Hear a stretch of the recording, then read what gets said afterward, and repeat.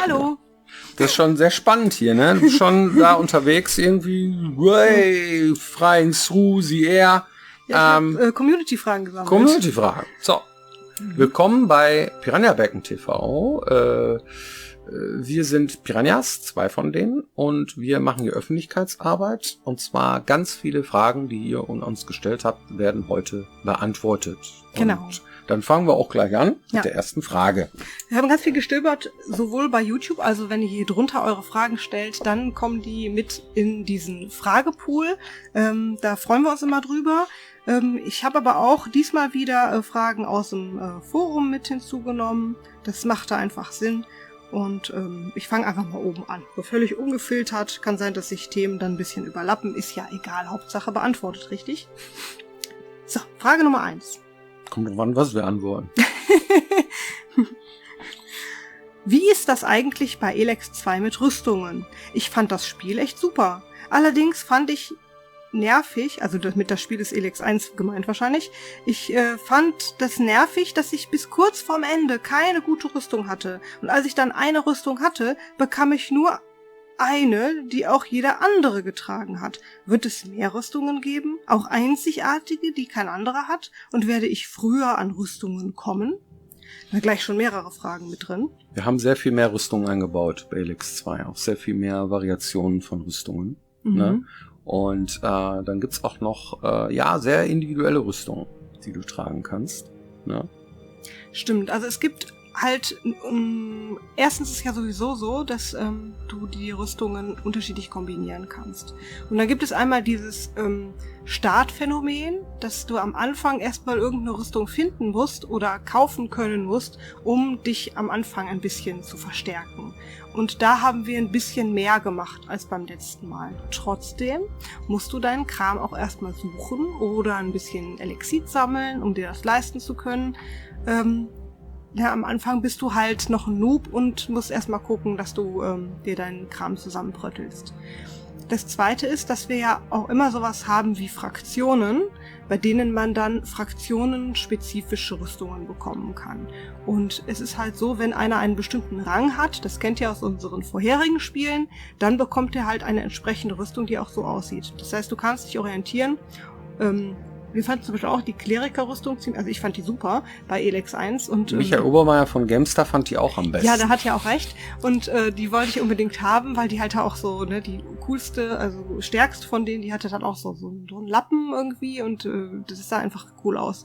Und da kann man sich halt auch ein bisschen dran orientieren, irgendwie, dann weißt du, was du kriegst, wenn du die hast. Und diese Rüstung kann dann quasi jemand mit einem selben Rang dann auch tragen, der auch so aussieht. Aber ich kann zum Beispiel meine Rüstung dann mit einer Kapuze kombinieren, anstatt mit anderem. Oder ich kann eine Sonnenbrille tragen. Ja, es wird wieder Sonnenbrillen geben. Und sowas in der Art. Also es bleibt dem Elex-Prinzip sehr ähnlich, das mit den Rüstungen, nur dass wir jetzt ein bisschen mehr Varianz zusätzlich eingebaut haben. Ich glaube, so kann man sich das vorstellen. Mhm. Die nächste Frage lautet, spielt ihr euer Spiel nach dem Release, wenn es fertig ist, eigentlich selbst nochmal durch? Oder hat die ganze Entwicklung und dass man alles bis aufs kleinste Detail schon kennt, den Effekt, dass ihr mit dem Spiel auch direkt abschließt und lieber etwas anderes spielt?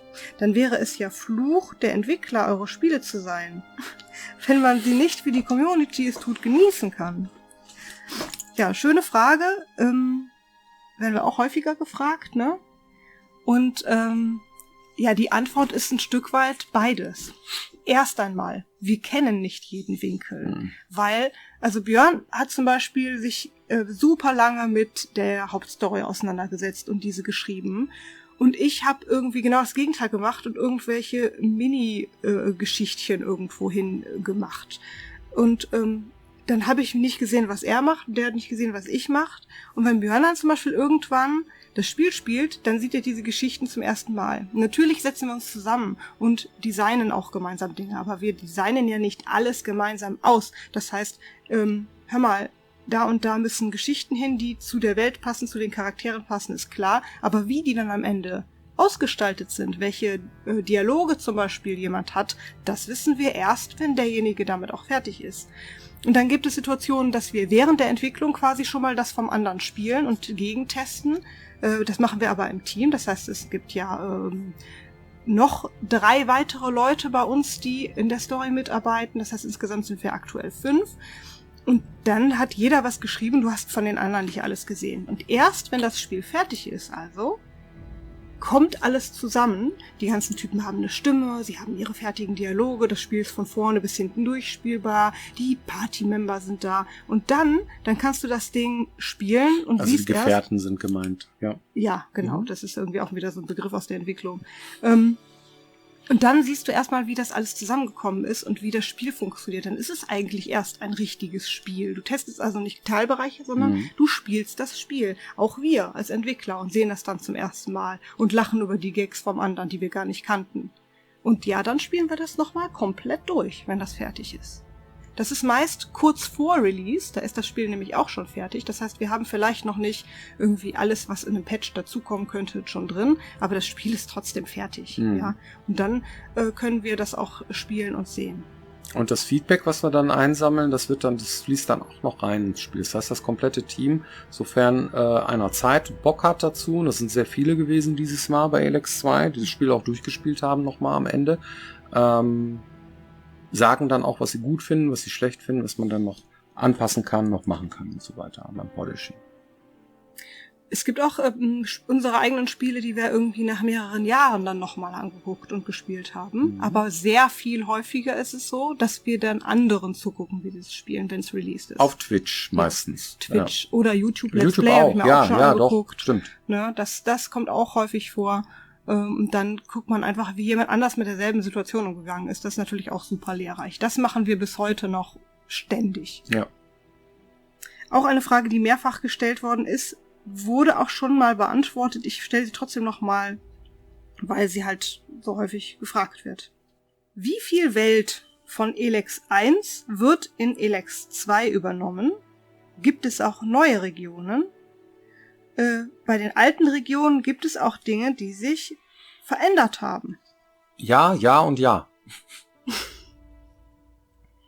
Aber was genau, das, wer aufmerksam zugeguckt hat, ne, bei einigen Sachen, die schon zu sehen waren, kann sich das genau angucken, weil da sind wir auch mal über die Map geflogen. Aber ja, also du wirst auf jeden Fall sehr viel Areale, die du schon kennst, bereisen können und noch mehr, die du noch nicht kennst. So, und die sind alle komplett überarbeitet und hat einen ganz anderen Anstrich. Ich hatte hier auch extra Achtung Spoiler hingeschrieben, ne, damit man nicht zu viel verrät. Ach so. Ja, witzig, ne? Das muss ich gar nicht sagen, habe ich aber trotzdem hingeschrieben. Ja, jetzt mal zu was völlig anderem. Die nächste Frage lautet, Björn. Ja. Wirst du denn auch auf einer der Veranstaltungen, wo ihr demnächst zu sehen seid, Living on a Prayer von Bon Jovi singen? Boah. Oder irgendwann in der Zukunft wieder? Ja, das ist so ein Klassiker, den ich gerne singe. Es kam nicht dazu. Corona hat uns eine Trichtücherrechnung gemacht und es kam bisher noch nicht dazu, aber nächstes Jahr irgendwann werde ich auf jeden Fall wieder in Angriff nehmen, meine Karriere als Sänger weiter vorantreiben und auch öfter mal irgendwo auftreten, Karaoke-Bars unsicher machen und so weiter. Ich muss ja meine Achievements ausbauen. Ne? Karaoke-Bar bin ich gerne, war schon überall in Amerika, in Moskau, in Wien und Warschau und das ist auf Malle. So ein Hobby von mir, dann auch mal da irgendwo, das ist mal die eine Sache. Und ja, das werde ich auf jeden Fall machen. Und ich habe auch jetzt in Elex 2 sehr viel von meinen Musik eingebaut, die ich so komponiert habe über die Jahre. Da ist so ein Konzeptalbum entstanden vor 20 Jahren oder 25 Jahren. Und das habe ich komplett eingebaut. Und das behandelt tatsächlich auch Aspekte, die Grundstein waren für Geschichten in diesem Spiel. Ne? Und ja. Darüber werde ich auch später noch mal was erwähnen. Fand ich auch jetzt die Tage eine schöne Frage. Wird Elex 2 streamerfreundlich sein, dass du einen Switch hast für lizenzierte Musik. Streamer-Mode haben die das genannt. Genau, also die Antwort ist ja, wird es. Der Vorteil bei uns ist ganz klar, weil Björn die Musik gemacht hat, auch Songs, die zum Beispiel im Radio gespielt haben, selber singt und so weiter. Im Spiel. Die Radios, die überall rumstehen im Spiel, sind gemeint. Genau. Dann bedeutet das für euch, das könnt ihr ruhig laufen lassen, weil das sowieso unsere Spielemusik ist und das muss nicht weggeswitcht werden. Und sollte mal ein lizenzierter Song dabei sein, der wird dann quasi durch diesen Modus rausgeswitcht und das macht euch das Leben an der Stelle natürlich sehr viel einfacher, das einfach zu streamen, ohne sich Gedanken machen zu müssen. Jo. Die nächste Frage ist, wird es mehr als 3 Rüstungsslots geben? Also 1, 2, 3, 4, 5. Ja, das kann man sich jetzt zusammenreimen, was ist. Sehr schön.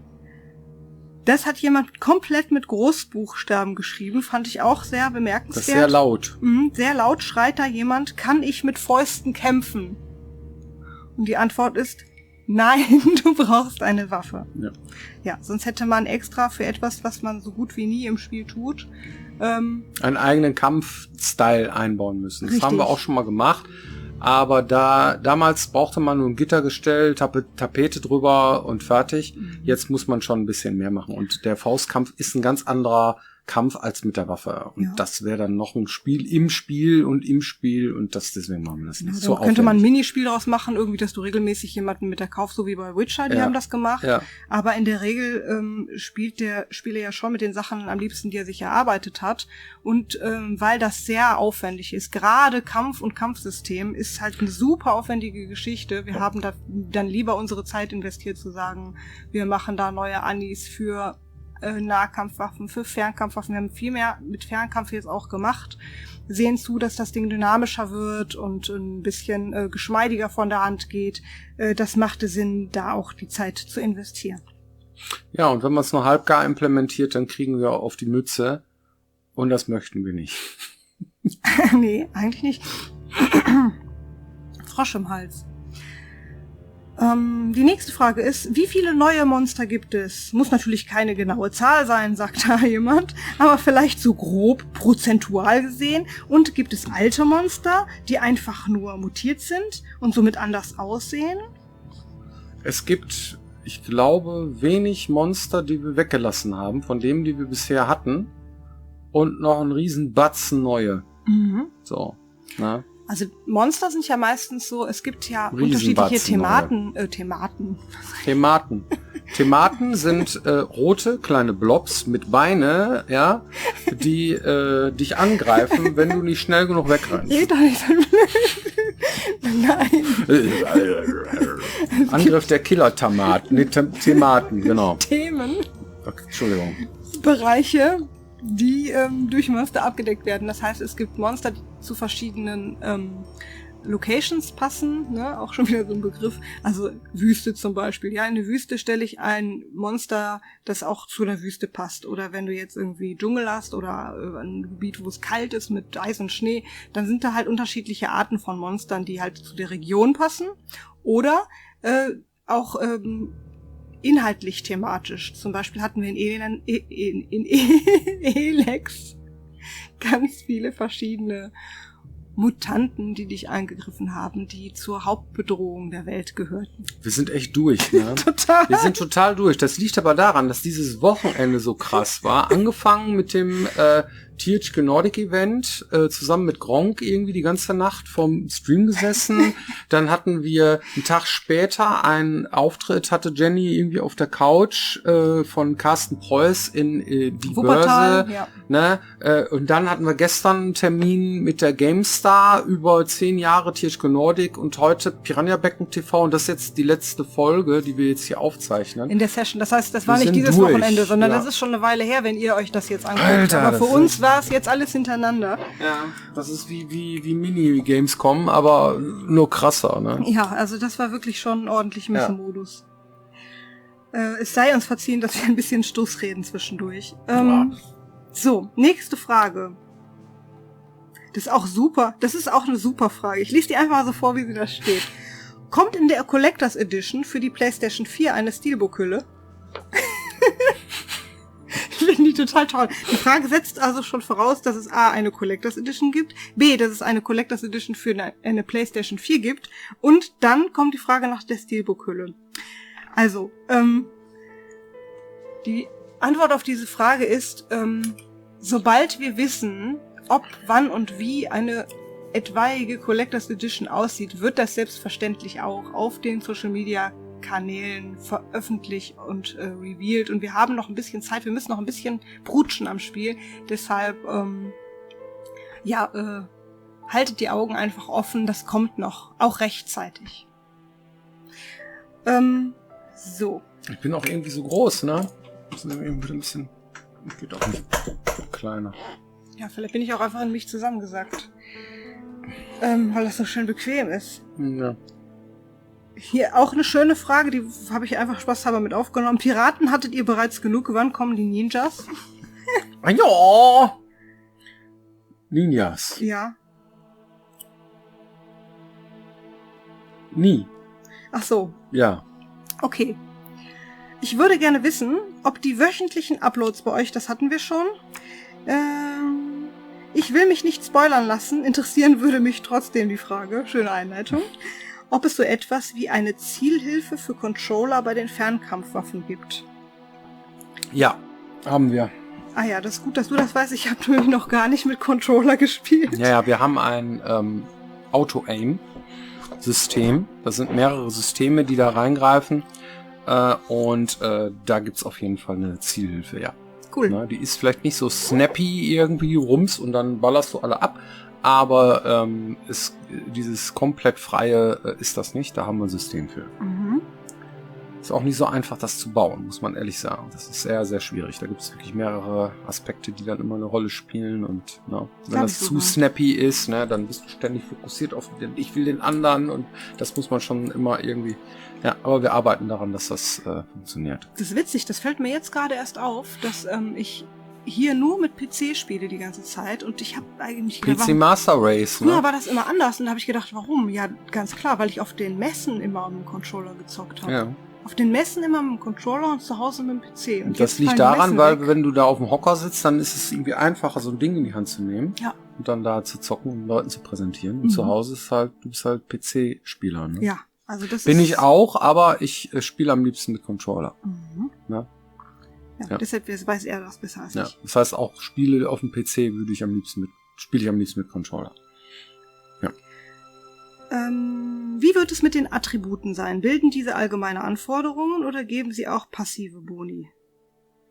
Passive Boni? Ja, die Antwort ist ja. Und zwar beides. Also die werden diesmal, einfachstes Beispiel, Stärke macht tatsächlich, wenn du stärker bist, auch mehr Schaden, aber nur zum Teil. Andere Sachen geben halt auch mehr Schaden. Ne? Also das heißt, du regulierst die Stärke nicht ausschließlich über dein Attribut. Und zusätzlich ist es auch Voraussetzung für verschiedene Waffen oder Rüstungen oder irgendwelche anderen Sachen, die du benutzen und anlegen kannst. Also ja. Wird es auch mehr Gameplay als Video zu sehen geben? Fragt hier einer. Ja, wir haben ja schon eine ganze Menge Gameplay gezeigt. Und da gibt's bestimmt bis zum Release noch das eine oder andere, was wir noch mehr zeigen. Wir hatten schon erwähnt, dass Gronk das Ding gezockt hat, das heißt, das Spielstart, ne, das ist auch irgendwo zu finden. Der hat das auch veröffentlicht, denke ich mal. Ne? Das ist im Rahmen von dieser 10 Jahre THQ Nordic Aktion passiert und da hat er den Spielstart gespielt. Es sind auch noch andere Streamer, wie zum Beispiel Kaya Jana, der Elex 2 anspielen durfte und vielleicht auch noch ein paar andere. Da kann man dann auch Gameplay-Material sehen, auch bestimmt unterschiedliches Zeug, weil die Streamer ja auch unterschiedlich spielen und wir haben denen jetzt keinen vorgefertigten Bereich zugewiesen. Ja, wir haben nur gesagt, spiel mal eine Stunde, wie du möchtest und dann sind auch komplett unterschiedliche Sachen dabei rausgekommen. Das heißt, ihr könnt da schon sehr viel sehen. Es wird aber auch noch, also thematisch dann wieder ein bisschen anders, ist natürlich auch noch Gameplay als Video auf YouTube von uns geplant. Da müsst ihr noch ein bisschen warten und gucken, da kommt immer wieder was. Ja. Wahrscheinlich, wenn ich das jetzt sage, gerade gar nicht mehr so lang.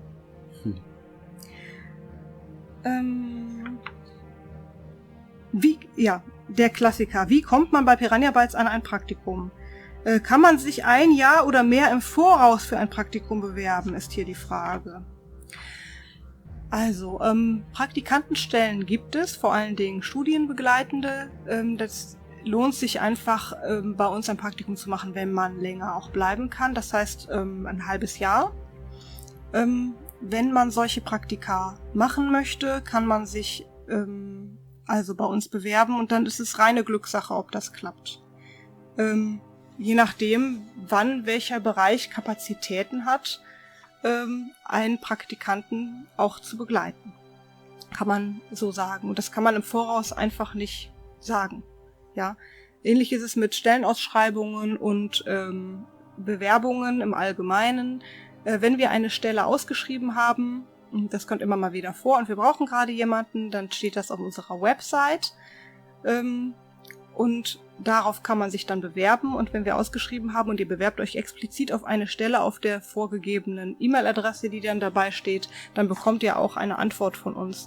Wer sich irgendwann zwischendurch auf eine nicht ausgeschriebene Stelle spontan bewirbt, bekommt in der Regel, das tut uns an der Stelle auch leid, keine Antwort, weil wir sonst den ganzen Tag damit beschäftigt werden, irgendwelchen Leuten abzusagen. Und das macht einfach überhaupt keinen Sinn mehr. Das ist zwar doof, das wissen wir selbst. Wenn man sich irgendwo beworben hat, würde man sich wünschen, dass man immer eine Rückmeldung bekommt. Das ist aber zeitlich einfach nicht schaffbar. Da sitzen wir lieber hier und machen sowas, anstatt irgendwie jemanden einzustellen, der Leuten Antwort gibt an der Stelle. Wie gesagt, anders ist das, wenn die Stelle ausgeschrieben ist. Dann wisst ihr ja Bescheid. Das ist auch eine schöne Frage. Die nehme ich als letzte. Die Frage ist, wird Michael Lott wieder Jax sprechen? Und generell werden die wichtigen, wiederkehrenden Charaktere von den gleichen Sprechern gesprochen? Ist die Frage. Ja. Ja und ja. Ja, tatsächlich ist das super, denn ab und zu ist es halt so, dass man jemanden natürlich wiederhaben will für dieselbe Rolle, aber die Person ist dann nicht verfügbar, weil sie irgendwas anderes macht oder so. Sind ja das auch kommt Schauspieler. schon mal vor, aber generell in der Regel machen wir das so. Ja, und das hat diesmal tatsächlich geklappt.